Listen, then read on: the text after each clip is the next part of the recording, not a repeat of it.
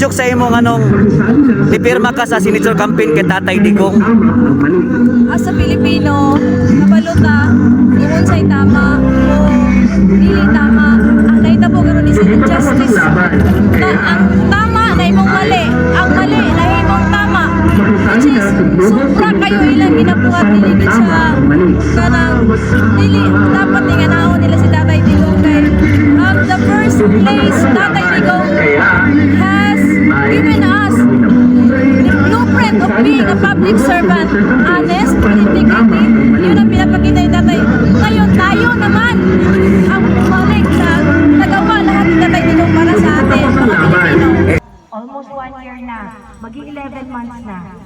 Wala pa Ayun rin po, nandito desisyon tayo ng sa may Supreme ano, ha? Court tungkol sa Sa may mga Panabo death City. orders Ayan. sa PRRD. Bakit importante po yun? Kasi sa habeas corpus cases po, doon po pinag-uusapan kung ang pagdakip ba kay PRRD ay merong legal na basihan. Sa standard po ng ating batas sa Pilipinas, ang isang tao po na nakakulong, kapag po walang kaso, walang legal na basihan, walang dahilan kung bakit siya na-deprive ng kanyang kalayaan. Kapag ang kalayaan niya ipinagsaid ng lampas ng 3 araw, ang tawag po doon serious illegal detention.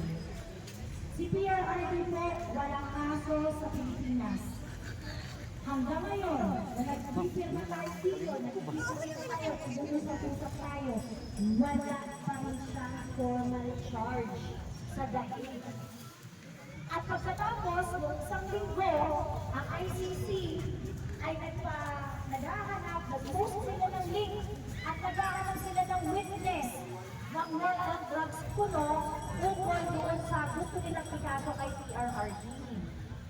Hindi ko po alam kung anong libro ng justice ang gamit nila doon. Pero po, ang isang tao na walang formal charge, ang isang kaso na walang kaso dito sa Pilipinas, walang kaso sa sarili nilang korte doon, Excuse. ay walang dahilan para ikulong siya. Okay? So, yun po yung dahilan kung bakit tayo pupunta sa Korte Suprema dahil naniniwala po tayo na yung Korte Suprema ang merong kapasidad na mag-assert ng ating soberanya. Kasi yung ating executive department, kung saan under yung mga nangyid kay PRRD, yung dating chief PNP chief na si Karen, sila Lacanilaw, DOJ, DILG, DND, at yung ibang yung team group effort. Diba? Pinitrina nila tayo eh. Paano tayo lalakan sa gobyerno ni Bongbong Marcos? Bilang, Ang legislative totoo, department, ang totoo House yan. of Representatives, nag-hearing sila tungkol sa war on drugs kuno ni PRRD. At ang hearing naman na yun, hindi naman fair na Si hearing. Joey po yan, nagsasalita si Pinartisan nila si Joey. PRRD doon, pinahiya lang nila si PRRD doon, at binigyan lang nila, naglabas lang sila ng kung ano-anong narrative. At hindi rin naman talaga sila naging patas doon sa hearing na yun. So ngayon po, ang pupunta Yes, si po Joey, natin si Joey ay yan. Supreme Court. Dahil unang-una, dapat Libre magdesisyon sa sila YouTube. kung ano ba talaga ang DBS vlogger po. ng pagpapadala kay PRRD at dapat magpaliwanag dito ang mga taong naging dahilan ng pagpila kay PRRD. Sa YouTube. Ito po ang unang hakbang. Kung gusto natin mapauwi si PRRD, ito po ang unang hakbang para mapaulihin natin si Tatay Digong. Napakaliit na bagay po nung pagpirma natin. Napakaliit na bagay po yung pagpapakita natin ng suporta kay PRRD. Si PRRD, tinanggap niya ang consequences ng kanyang mga actions nung siya ay presidente. Alam niya marami siyang babanggain. Alam niya marami siyang makakaaway. Alam niya gagantihan siya. Pero, tinanggap niya yun. Nandun siya sa lahig, sumama siya ng buong puso kasi ayaw niya magkagulo. Ayaw niya nang dumanak ang dugo. Ano ba naman yung panahon ngayon na tayo naman yung magtanggol kay PRRD? Si PRRD, noong panahon na siya ang presidente, kapag may OFW na ng problema, nasentensyahan sa ibang bansa, nasentensyahan na, meron lang talagang kaso na imbestigahan na, nagkaroon na ng hearing sa ibang bansa. Ano gagawin ni PRRD?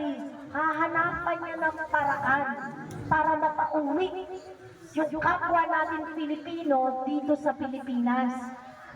Ang pagsuporta po natin sa Tay Kami Naman is beyond PRRD.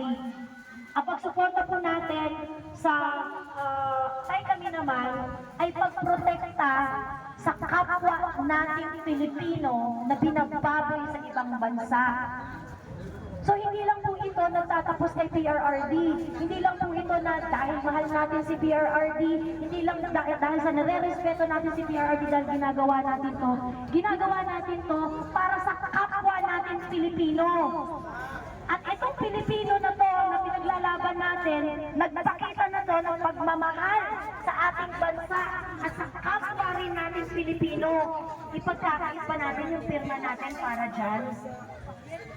So maraming salamat po sa lahat ng mga tumahima sa panawagan na kung gusto natin na magkaroon pa ulit tayo ng leader na kagaya ni PRRD, dapat marunong rin tayo na manindigan at ipagtanggol yung taong tatayo para sa atin.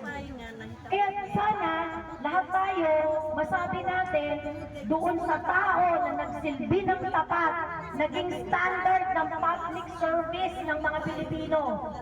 Huwag tayong pumayag na yung mga susunod na magiging leader natin ay magiging mas mababa sa standard ng public service ni PRRD.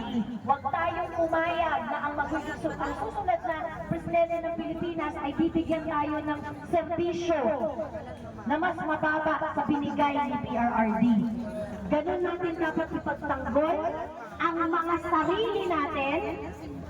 Ganun dapat natin ipagtanggol ang bayan natin.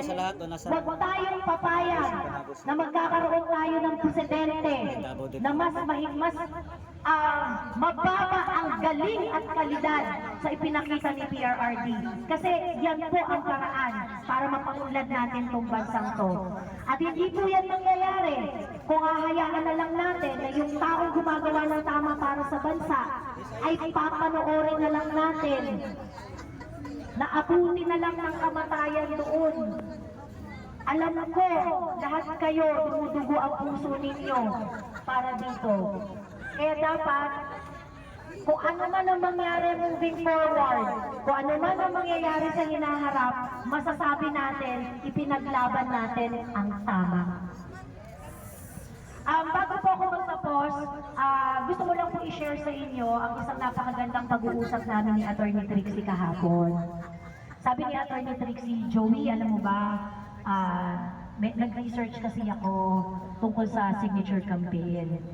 Sabi niya gano'n. And yung mga anti-Duterte, pinagtatawanan nila, anti kami naman, kasi parang, oh, bakit ang onti pa lang ng signatures ninyo? Akala ko ba maraming supporters si Tatay Digong? Bakit ang onti-onti pa niyan? Ganyan-ganyan. Sa website po ng taykami-naman.org, ang number ng signatures na nakalap po ng aming grupo, ayon dun sa huli naming bilang, marami pa po kami hindi nabibilang, pero yung nabilang namin ay nasa 189,000 signatures. Ngayon, pinagtatawanan tayo ng mga anti-Duterte at sinasabi nila na, konti naman ang signature nyo. Akala ko ba 32 million?